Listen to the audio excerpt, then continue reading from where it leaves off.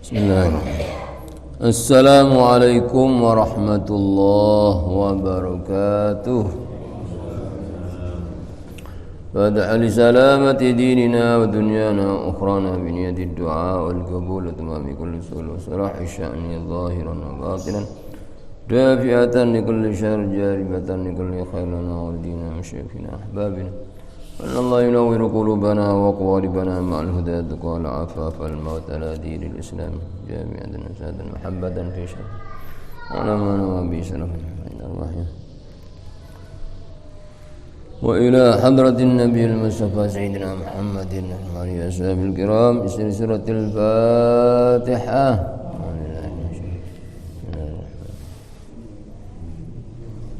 إياك نعبد وإياك نستعين اهدنا الصراط المستقيم صراط الذين أنعمت عليهم غير المغضوب عليهم ولا الضالين آمين. Surat Saba juz 22 ayat 34. Juz 22 surat Saba ayat 34. A'udzu billahi minasy syaithanir rajim. بسم الله الرحمن الرحيم وما أرسلنا في قرية من نذير إلا قال مترفوها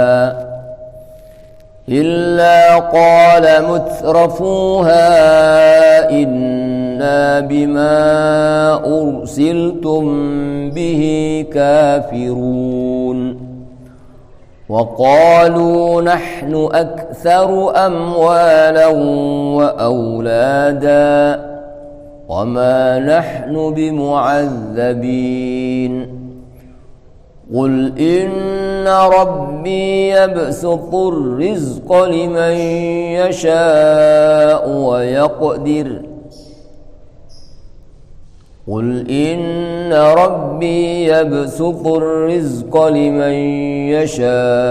ويقدر ولكن أكثر الناس لا يعلمون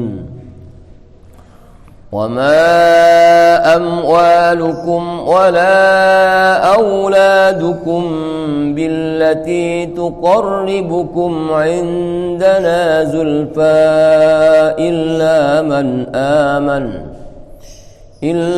من آمن وعمل صالحا فأولئك لهم جزاء الضعف بما عملوا وهم في الغرفات آمنون والذين يسعون في آياتنا معاجزين أولئك في العذاب محضرون قل إن ربي يبسط الرزق لمن يشاء من عباده ويقدر له وما أنفقتم من شيء فهو يخلفه وهو خير الرازقين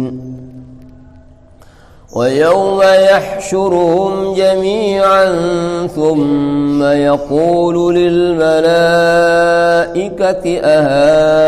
أهؤلاء إياكم كانوا يعبدون قالوا سبحانك أنت ولينا من دونهم بل كانوا يعبدون الجن أكثرهم بهم مؤمنون فاليوم لا يملك بعضكم لبعض نفعا ولا ضرا ونقول للذين ظلموا ذوقوا عذاب النار التي كنتم بها تكذبون صدق الله العظيم.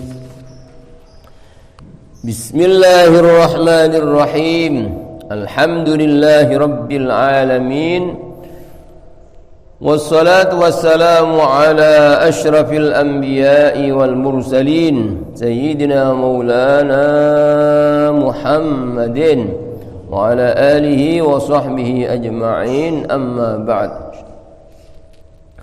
بسم الله الرحمن الرحيم. وما أرسلنا في قرية من نذير. Dan kami Allah tidak mengutus di tengah-tengah penduduk seorang pemberi peringatan, yaitu Rasul.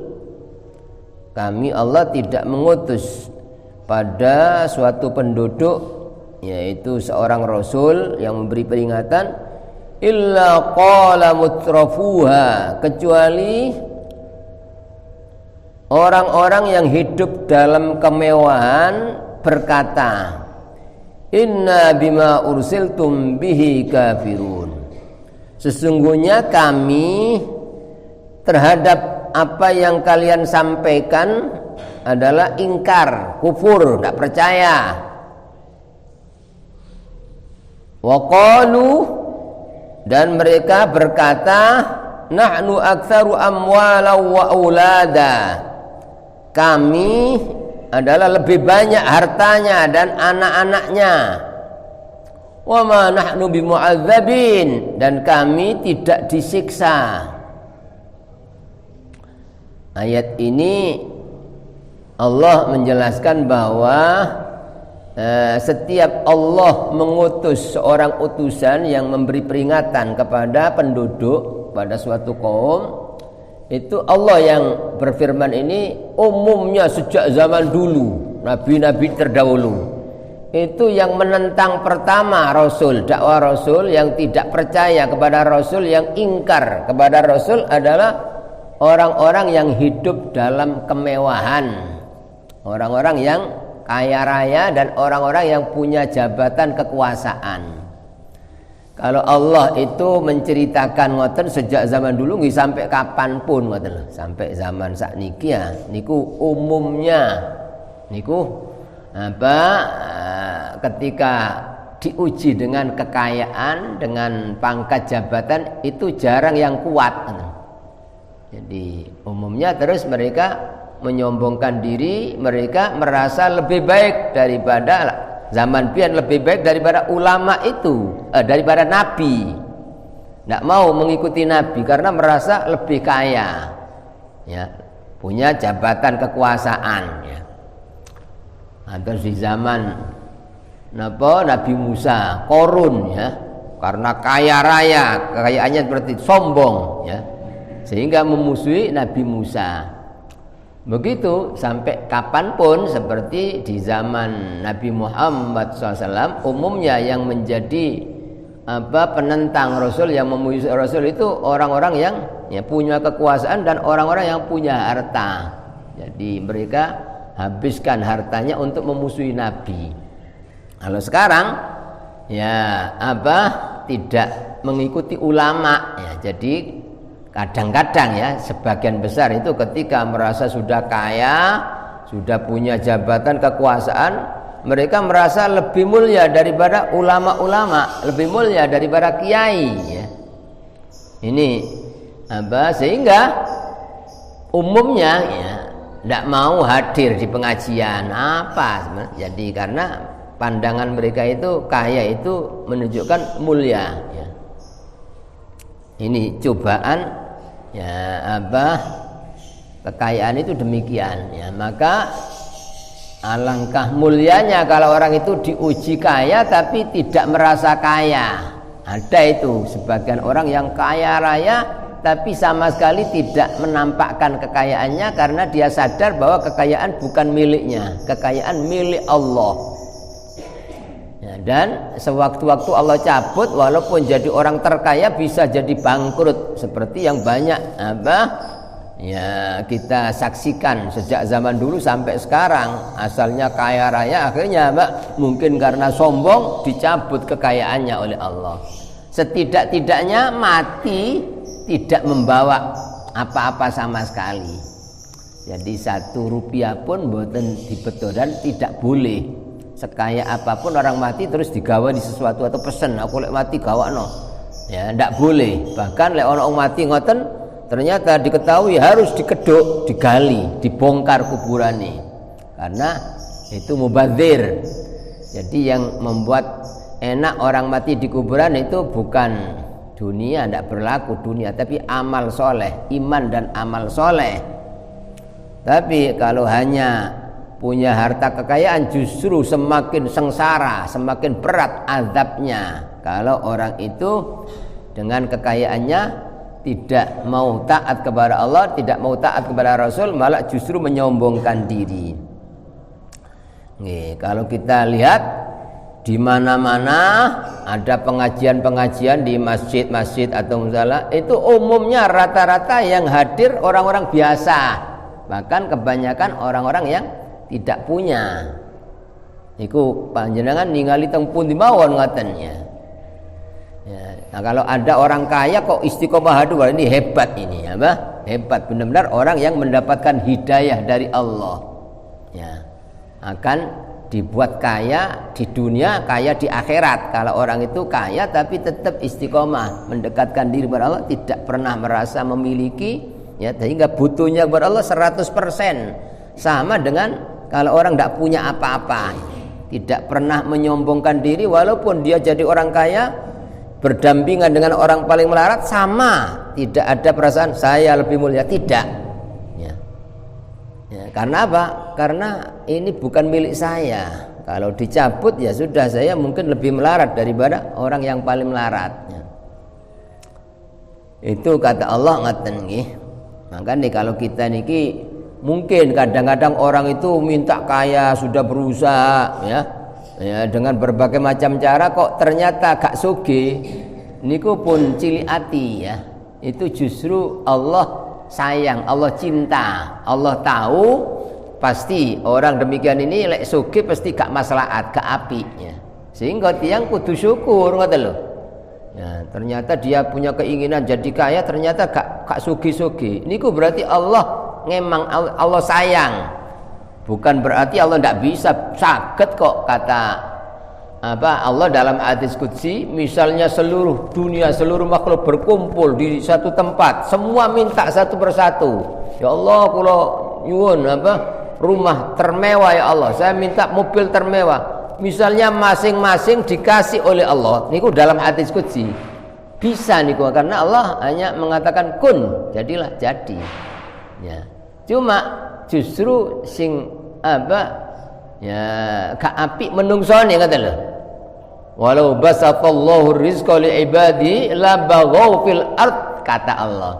Andaikan Allah membentangkan rizki kepada apa manusia di bumi, semua buat sugih, pasti mereka durhaka di bumi, sombong, ndak butuh sama Allah. Makanya sing dikhawatirkan Kanjeng Nabi ya sejak beliau di masa hidup beliau itu bukan keberadaan umatnya niku melarat, bukan, tapi yang dikhawatirkan kalau umatnya ini kaya-kaya, wah ini justru sing dideni Kanjeng Nabi, dikhawatirkan. Sebab rata-rata orang itu ketika tidak kaya justru sergap ibadah, sergap nyedek nang Allah. Tapi ketika kaya umumnya males ya. Niki Nabi sehingga lebih khawatir kalau umatnya itu kaya-kaya. Ben, ya. Walhasil, ya kalau orang itu kebetulan dipilih oleh Allah dan jadi orang kaya, harus selalu sadar bahwa kekayaan bukan miliknya, itu titipan Allah. Harus tetap mendekatkan diri pada Allah, jangan sedikit pun ada sombong karena kekayaan pun sampai. Terus justru apa? Ya, mumpung dititipi kekayaan harus ya digunakan untuk tabungan akhirat, mumpung dititipi Allah, dipercaya Allah. Nah, kalau orang itu begitu maka kayanya benar-benar manfaat ya. Niku kedah berusaha ngoten. Tapi kalau orang itu dipilih tidak jadi orang kaya, itu harus syukur ngoten lho. Berarti Allah sayang, Allah ngeman, pasti Allah tahu, pasti lek sugih pasti ya kurang apik mungkin ya malah gak iso nyedek nang Allah. Terus umumnya ya, orang-orang yang hidup dalam kemewahan dan orang yang punya kekuasaan itu ingkar, menentang sama Rasul, terus merasa lebih mulia daripada Rasul. Nek zaman sakniki lebih mulia daripada kiai, lebih mulia daripada ulama. Ini mengatakan waqalu nahnu aktsaru amwala wa aulada. Kami lebih banyak hartanya daripada engkau wa Rasul, daripada engkau ulama kiai, ya. Wa aulada, dan lebih banyak anak-anaknya. Mungkin pinter-pinter, cerdas-cerdas. Merasa apa? Biasanya orang gitu. Anaknya sukses, mungkin jadi apa? Punya titel ini, punya, wah bangga. Ya. Padahal mungkin gak ngerti agomo, ya, tapi bangga. Banggakan sama orang, ya. Sehingga kalau ada anaknya orang Islam, ya, tidak punya titel, ya, kadang-kadang tidak sampai sekolah tinggi, tapi dia ngerti agama, sergap ibadah, akhlaknya baik, kadang-kadang diremehkan, ya. Niku kelirune umumnya menungso ngoten, ya. Salah dalam memahami kemuliaan itu. Kebanyakan orang paham mulia itu dari harta kekayaan, mulia dari pangkat jabatan. Terus mereka, ya, karena tertipu dengan, ya, harta tadi itu, merasa dia mulia, ya, mereka mengatakan wa ma nahnu bi'adzabin, kami tidak akan diazab. Buktinya kami ini kan dikasih nikmat, ini Allah berarti ridho, seneng. Masa Allah seneng terus disiksa? Tidak mungkin. Itu anggapannya wong-wong kafir atau orang-orang yang zalim demikian. Padahal apa? Ya, orang yang mulia itu bukan karena harta, bukan karena pangkat jabatan. Kemuliaan yang sebenarnya hanya ada pada takwa. Inna akramakum indallahi atqakum. Sesungguhnya yang paling mulia di antara kalian di sisi Allah, bukan di sisi menungso. Kalau kemuliaan di sisi manusia itu hanya bersifat semu sementara. Kadang-kadang inginane mulia no karena sik sugih bareng, ya, melarat wis gak ono sing mulyakno blas, ya. Itu kemuliaan yang semu. Oh biyen nalika sik berkuasa, wah nandi-ndi dihormat, disambut, nandi-ndi dikawal, ya. Ya, tapi bareng wis lengser apa? Gak ono sing nganggep blas. Itu kemuliaan yang semu, yang menipu. Kemuliaan yang hakiki yang sebenarnya adalah hanya pada takwa. Walaupun orang itu melarat, jelek, mungkin bodoh, tapi takwa itu pasti mulia, ya, di dunia, mulia di akhirat, ya. Niku umumnya menungso salah paham, jadi menganggap lek sugih itu dimulyakno Allah, ya.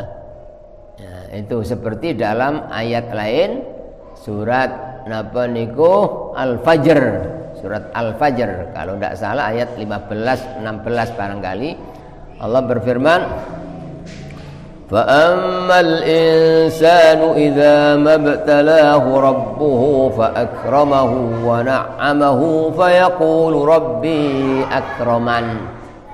Adapun manusia, yaitu orang-orang kafir dan orang-orang yang, ya, zalim, itu mengatakan idza mabtalahu rabbuhu, apabila diuji oleh Tuhannya, fa akramahu, dimuliakan, ya, wa na'amahu, dan dikasih nikmat-nikmat, harta kekayaan, fa yaqulu, maka dia berkata rabbi akraman, oh Tuhanku memuliakan aku, buktinya saya dikasih nikmat-nikmat, saya kaya, kepingin apa keturutan. Itu. Terus wa amma idza mabtalahu faqadara alaihi rizqahu fa yaqulu rabbi ahanan. Adapun apabila diuji oleh Allah dengan apa? Sempit rizkinya, ya, melarat, ya, dia mengatakan Rabbi ahan, waduh Tuhanku menghina aku ini, saya ndak apa, dikasih melarat, dibuat hina. Nah ini kata Allah, umumnya manusia begitu, salah. Kalla, sekali-kali tidak demikian, ya. Balla tukrimunal yatim, bahkan kalian, ya, katanya mulia karena kaya, tapi tidak pernah menyantuni anak yatim, tidak pernah membantu orang fakir miskin. Mana letak mulianya? Masih paling sugih sak dunya tapi medit, ya, mboten angsal. Kita niki terus ngelirik, tertarik, ya, tidak boleh. Noleh pun sampean, kano artine. Kalau orang kaya raya misalnya wis sergap ibadah loman, wah niki harus kita kagumi, kita kepingin seperti orang itu baik. Ya Allah, kula kepingin dadi soki kaya ngoten, kula tak niru lomane tiyang niku, ya Allah kula pengin sedekah. Baik itu ya, tapi lek ana wong sugih tok tapi gak tahu amal ibadah, males, medit terus kepingin, ya ini ya tidak ada artinya itu ya. Ya makanya Kanjeng Nabi nanti dawuh menungso itu ono papat macem terasnya. Rajulun orang yang dikasih harta dan dikasih ilmu. Orang yang dikasih harta dan dikasih ilmu, sugih tapi ngerti agama. Ya seperti Nabi Sulaiman, lek nabi nggih. Sahabat seperti sahabat Abu Bakar As-Siddiq, sahabat Abdurrahman bin Auf, Sayyidina Utsman bin Affan. Wah, dikasih kaya, dikasih ilmu, sehingga kekayaannya dihabiskan untuk perjuangan Islam, untuk membantu fakir miskin, untuk membantu perjuangan Nabi. Mboten enten istilah eman. Nah, ini orang yang terbaik. Orang yang terbaik. Ya, pernah ya Sayyidina Utsman itu pas dalam musim paceklik, artinya kekurangan ya bahan makan, kulak dari ya negeri Syam kalau tidak salah 1.000 muatan unta. Zaman biyen kan cara kendaraan ya cara niki truk niku nggih unta niku mendatangkan 1.000 ya muatan unta bahan makanan. Setelah sampai ya masyarakat sama berdatangan mau ngulak ngoten lho. Ya, ngulak ya dibuat ayo siapa yang mau per kilonya? Ya, sekian ya. Saya mau sekian. Ya. Oh, siapa yang mau lebih tinggi lagi? Ya, saya mau sekian. Siapa yang mau? Sampai suwis notok gak gelem apa? Ya kata Sayyidina Utsman, ya saya tidak menjual pada kalian tapi tak dolang Allah. Jadi semua 1.000 muatan unta niku disodakokan untuk kaum muslimin. Jadi mboten enten istilah eman niku mboten enten. Ya niku jenenge wong sing diparingi ilmu lan diparingi kekayaan dan diparingi ilmu ya. Jadi benar-benar kekayaannya ya manfaat untuk umat Islam, untuk perjuangan Islam. Ya pasti ada. Kalau zaman dulu ada contohnya ya sama sekarang wonten tiyang sugih sing ngoten niku loman ya sergap ibadah berjuang.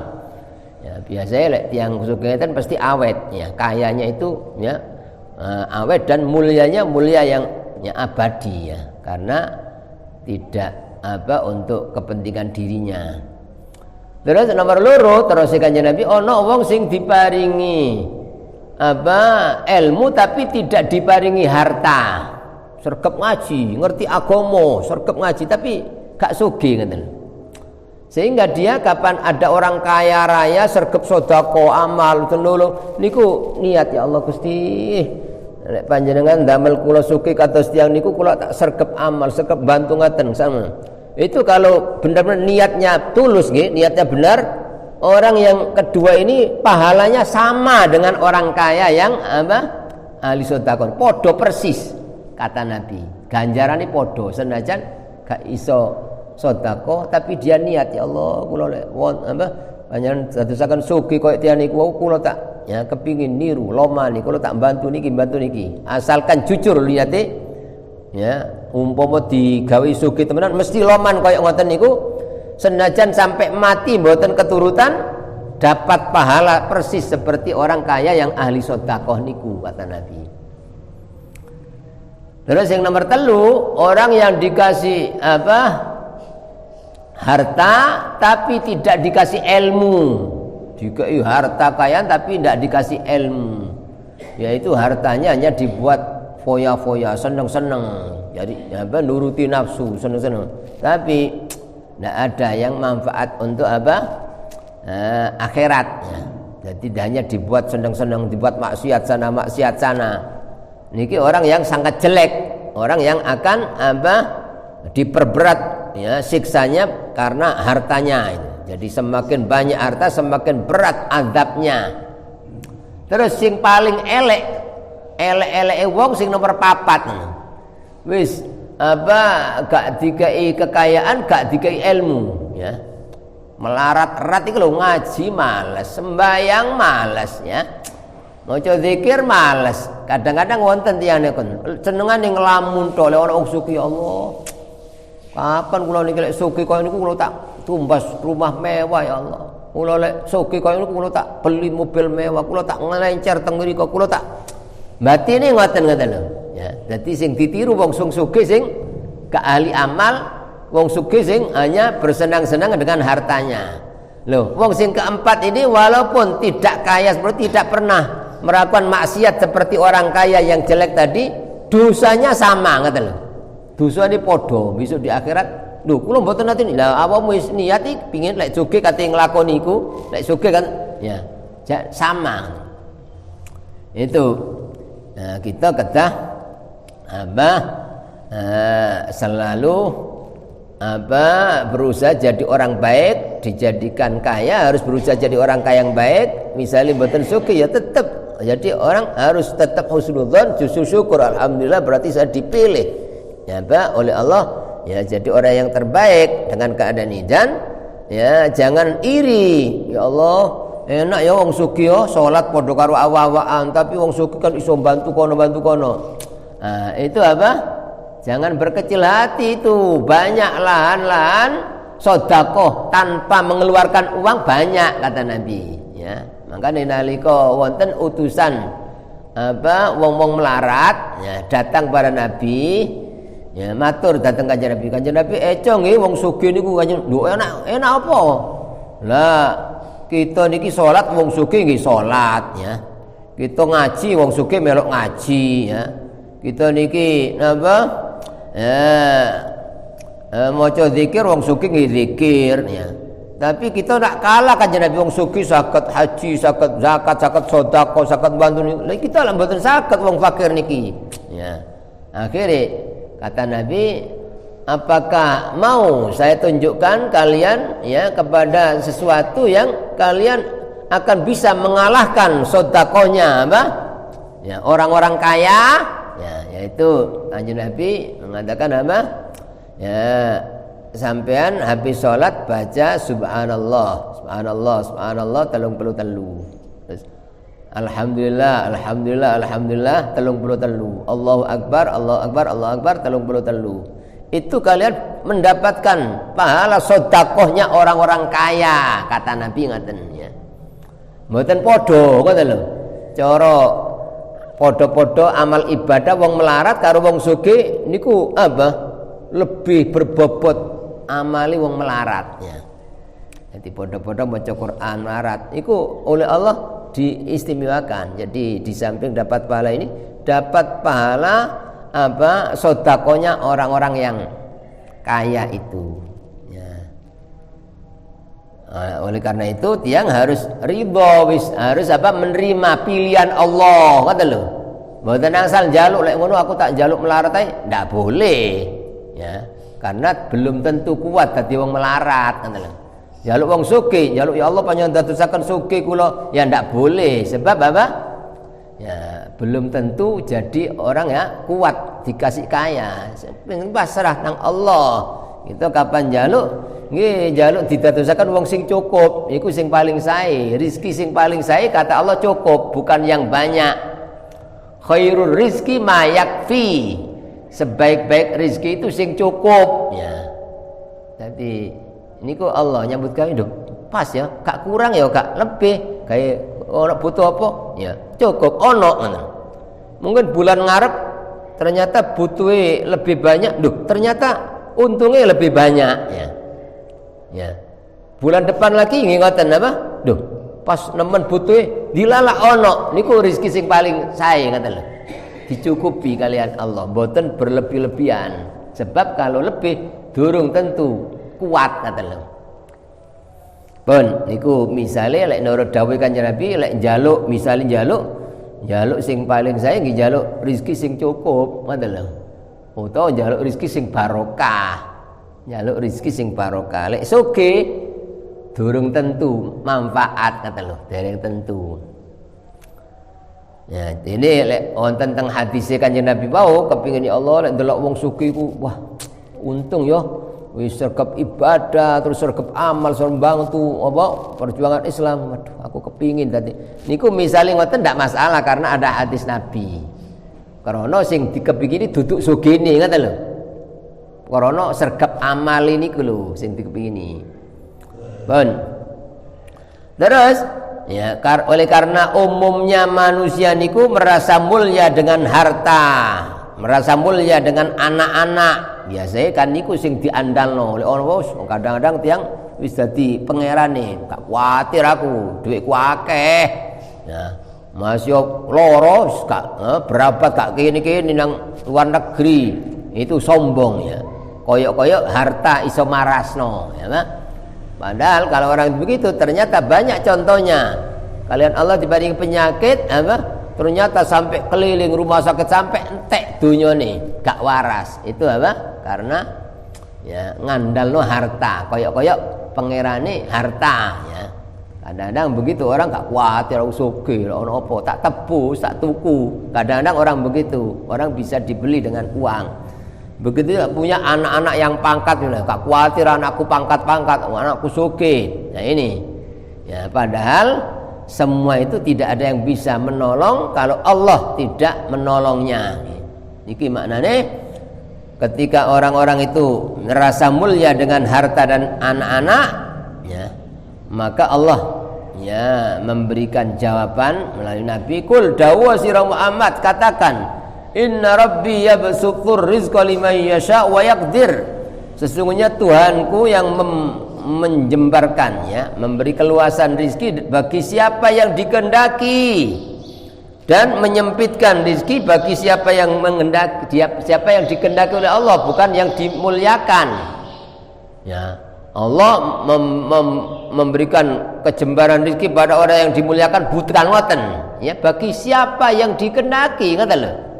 Dan itu pun sebagai ujian. Nanti kadang-kadang sing dikai sugih ya wong mukmin ada itu wong soleh. Kadang-kadang justru wong kafir sing apa gak iman gak ibadah diberi kaya, bahkan kebanyakan demikian. Ya, itu menunjukkan bahwa apa kemuliaan itu bukan pada kekayaan. Ya. Jadi bahkan apa kenyataan kebanyakan yang kaya-kaya itu orang yang apa kafir, justru ini menunjukkan bahwa dunia itu hina.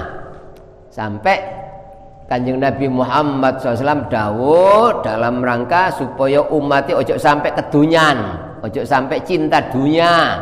Nabi bersabda apa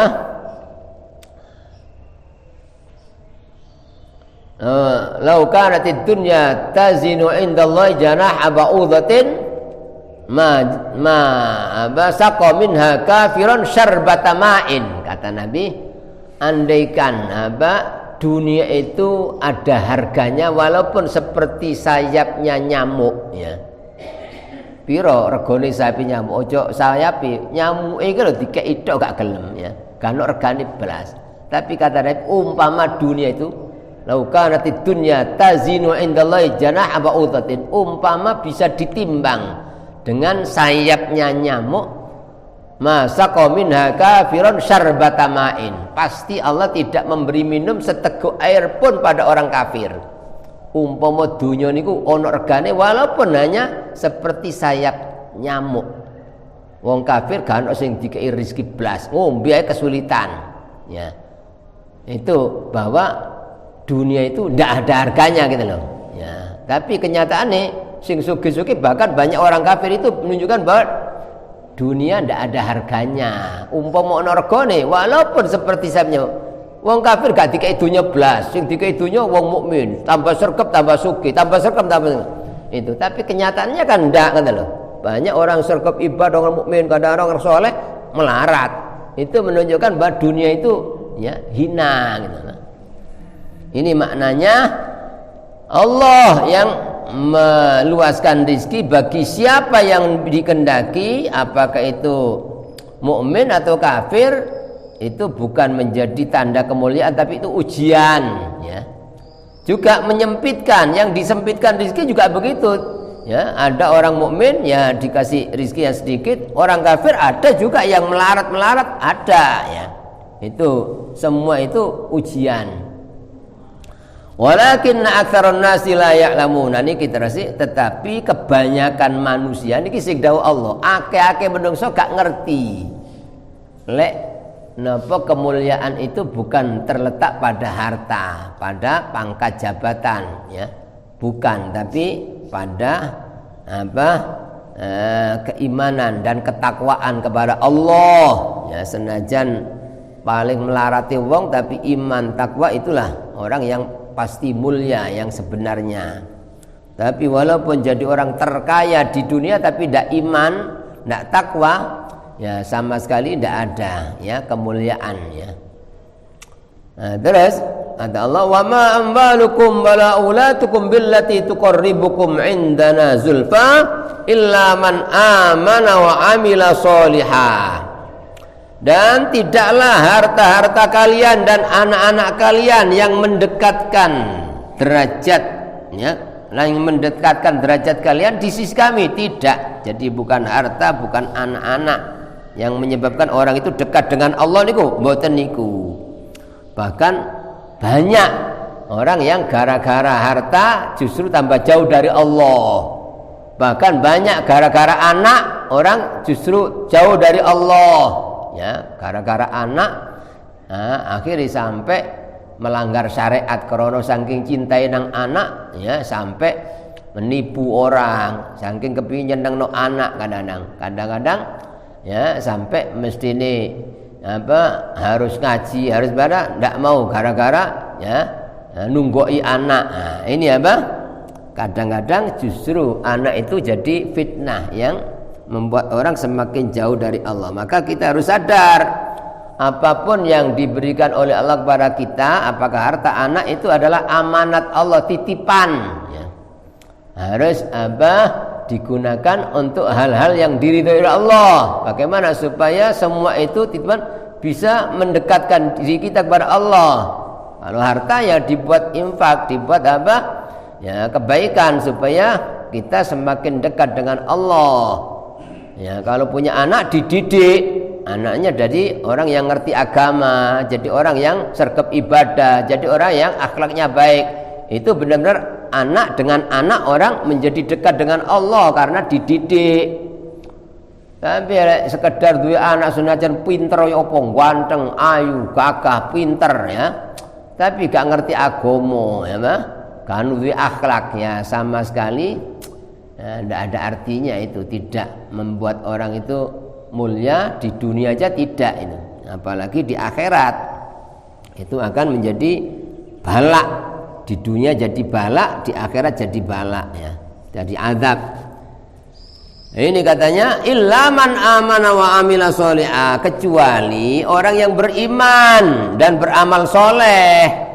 Itu kalau orang itu beriman dan beramal soleh, ya, itu pasti, ya, apapun keadaannya bisa semakin dekat dengan Allah. Karena kalau orang itu mukmin dikasih kaya, pasti kayanya manfaatnya.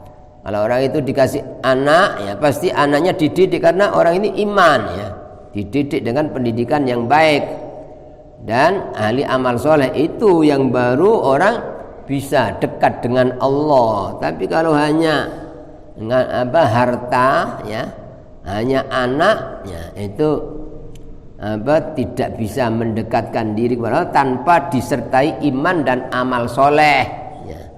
Kalau orang mukmin ahli amal soleh, ya, apapun keadaannya pasti bisa lebih dekat dengan Allah. Oleh karena itu Nabi pernah bersabda, ajaban li amril mukmin, aku kagum, tertarik dengan perkaranya orang mukmin.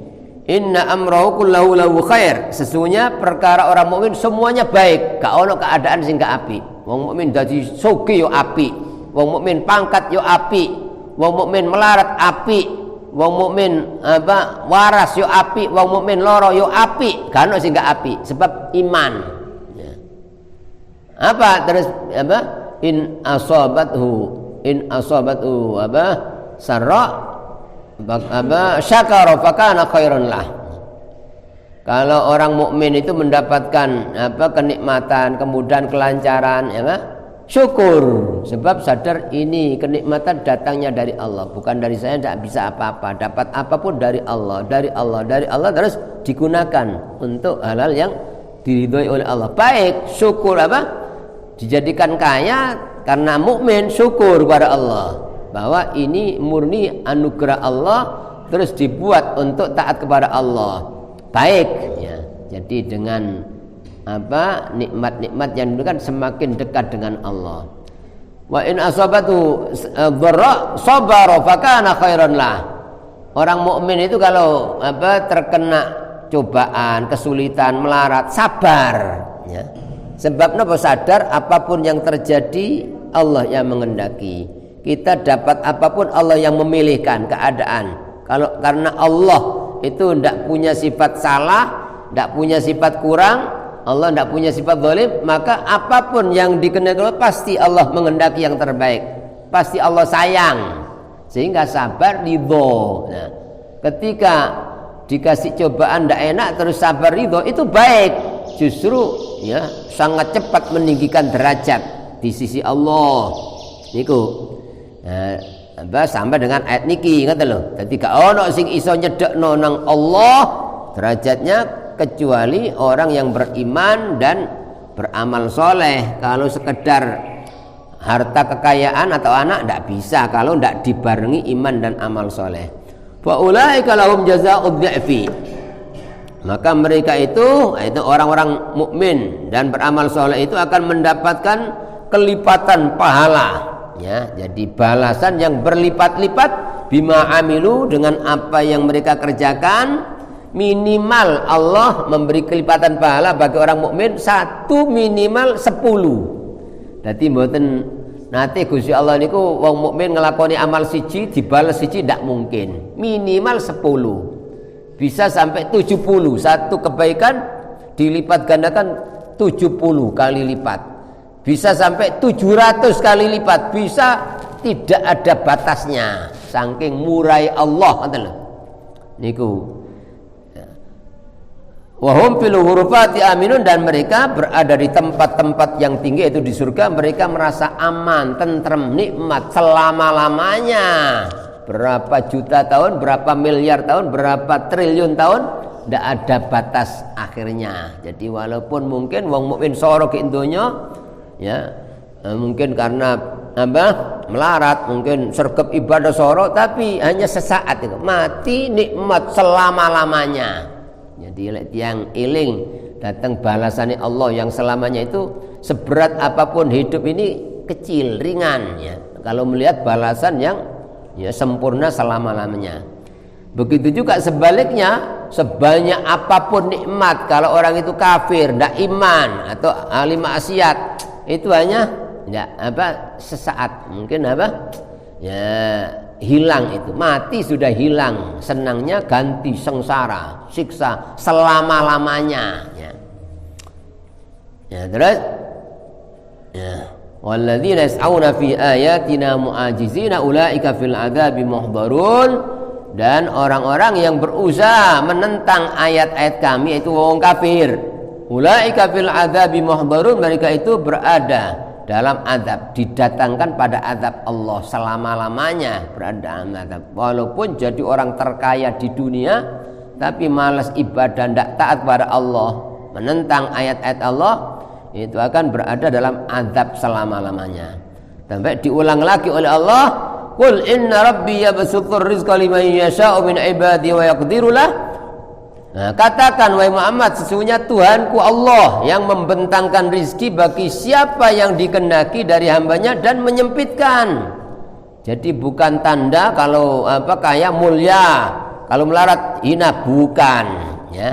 Ini semua ujian, apapun keadaan di dunia ini ujian dari Allah. Wa ma anfaqtum min syai'in fa huwa yukhlifuh. Apapun yang kalian infakkan dari sesuatu pasti diganti oleh Allah, tidak mungkin tidak, asalkan yang mengeluarkan itu mukmin ikhlas nih. Orang punya apa dikeluar, diinfakkan. Tidak mungkin dikurangi mohon boten kalian Allah. Justru ditambah. Hanya percaya apa gak datang janji ini Allah. Kalau orang percaya pasti itu tidak mungkin. Orang loman itu terus apa? Tambah melarat, tidak mungkin gitu. Karena itu janji Allah, janji Rasul. Sampai Nabi sumpah, wallahi ma naqasa malun min shadaqatin bal yazdad. Demi Allah tidak kurang harta kalau disedekahkan, bahkan bertambah. Ya.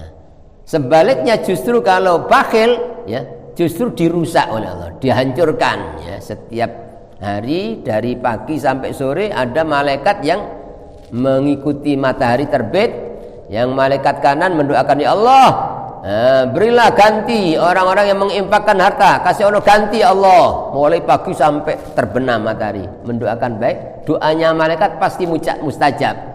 Malaikat yang kiri, Allahumma a'ti mumsikan talafan, ya Allah orang yang bakhil kikir, kasih Allah rusak ya Allah hartanya. Itu ya, ini janji Allah, apapun yang kalian infakkan dari sesuatu pasti Allah mengganti. Jangan khawatir, jangan ragu. Wa huwa khairur raziqin, dan Allah sebaik-baik zat yang memberi rizki. Nikulah ayat-ayat yang kita pelajari. Mugi-mugi saged ningkataken keimanan kita dan ketakwaan kita kepada Allah Subhanahu wa taala. Mudah-mudahan amal-amal kebaikan para jamaah diterima oleh Allah, segala dosa dan kesalahan kita diampuni oleh Allah. Mudah-mudahan kita masih diberikan tambahan umur yang barokah, tambahan ilmu dan rezeki yang barokah, tambahan kesehatan lahir batin, dijauhkan dari segala macam balak dan penyakit, dijadikan orang yang selalu istiqomah di jalan Allah sampai kita dipanggil menghadap Allah dalam keadaan husnul khotimah. Amin ya rabbal alamin. Bismillahirrahmanirrahim. Alhamdulillahirabbil alamin. Allahumma shalli wa sallim wa barik ala sayyidina maulana Muhammadin nabiyil ummi wa ala alihi wa sahbihi ajma'in. Rabbana zalamna anfusana illam taghfir lana tarhamna lanakunanna minal khasirin. Rabbana anfa'na bima 'allamtana rabbi 'allimna alladhi yanfa'una rabbi zidna 'ilman nafi'a. اللهم إنا نسألك حسن الخاتمة ونعوذ بك من سوء الخاتمة وصلى الله على سيدنا محمد وعلى آله الحمد لله من آمين. الفاتحة.